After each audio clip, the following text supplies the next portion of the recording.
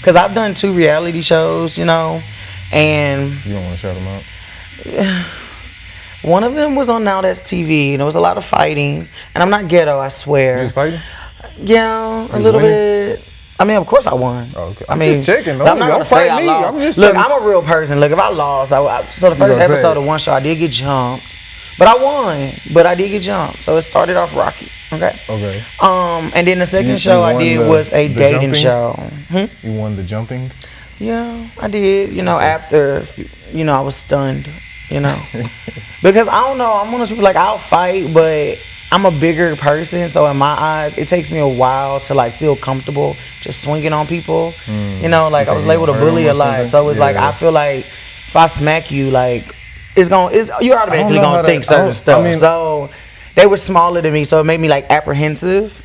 You know, until I started getting jumped, and at that point it was like, okay, we're gonna have to fight. But I was a little apprehensive when it started. They're like, she don't want to fight us. Let's get her. Basically, but the show was Dollhouse University. It was on Now That's TV. It's on YouTube as well, and I was on a dating show for a guy, child. I don't date men, y'all. So it was called Promise Pick. It's on YouTube as well. So yeah. He was in love with you for real or something? No. Oh. I'm gonna be honest. I think I was there for comic relief. Okay. Because when I got in the house with all the rest of the girls, it was like, there's no way. You know, but I lasted longer than I thought. And his show, personally, the dating show was more fun than the other show because the dating show had more active stuff. It was things that appealed to him. So he liked wrestling, boxing, football. So, yeah, you know, I had to play football in 100-degree weather.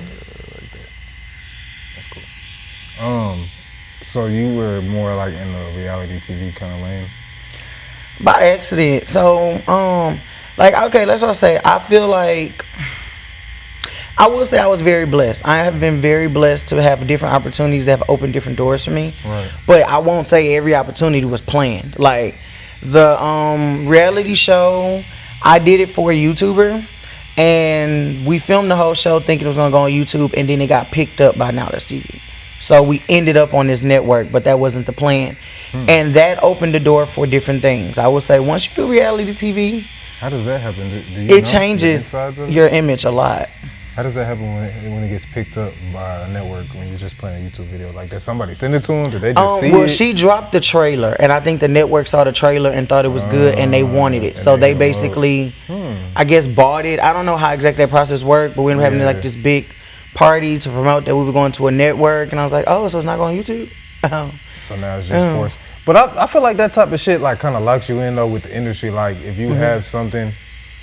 It's like when I opened this shop, I knew what I wanted to do, like what we're sitting in. I had the vision for it, but I never done it. So when I'm trying to get a space for it, and I'm telling like maybe I'm close to the Galleria, they don't really like tattoo shops. Right. So I'm telling them like, no, it's gonna be like this, and they're like, show us a picture of it, show us something you do. So you haven't done these, even though it's like reality TV, it may not be what you want to do. It's not that bad. It kind of gives you that shit like, man, I could be in what you got, a little blockbuster movie, I could be in that. And that's what made me more want to do it. Yeah. After like being in a reality TV does change your image. Like I feel like it made it hard to just be a celebrity chef and a comedian a little bit, like when it first happened. Catch that fade with you?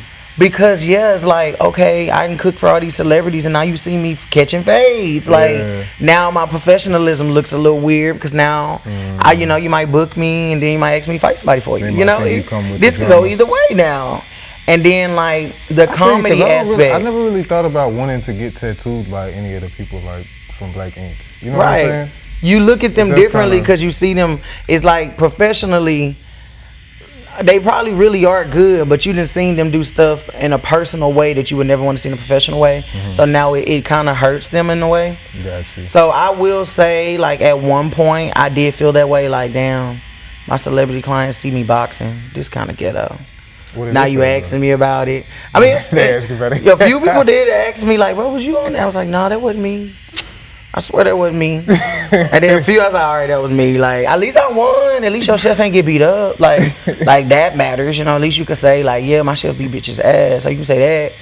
But then also as a comedian's supposed to be happy all the time.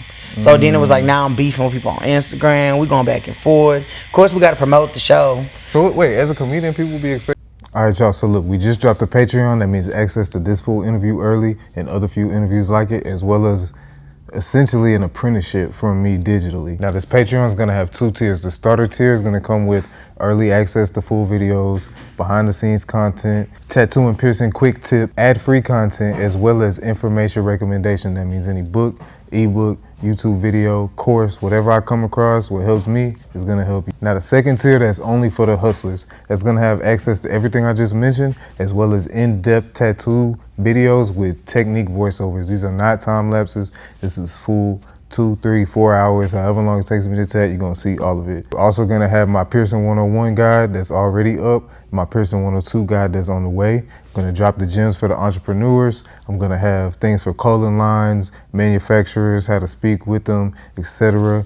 I might even do some personal critiques for those trying to be tattoo artists. Be on the lookout for that. Subscribe to the channel and subscribe to the Patreon.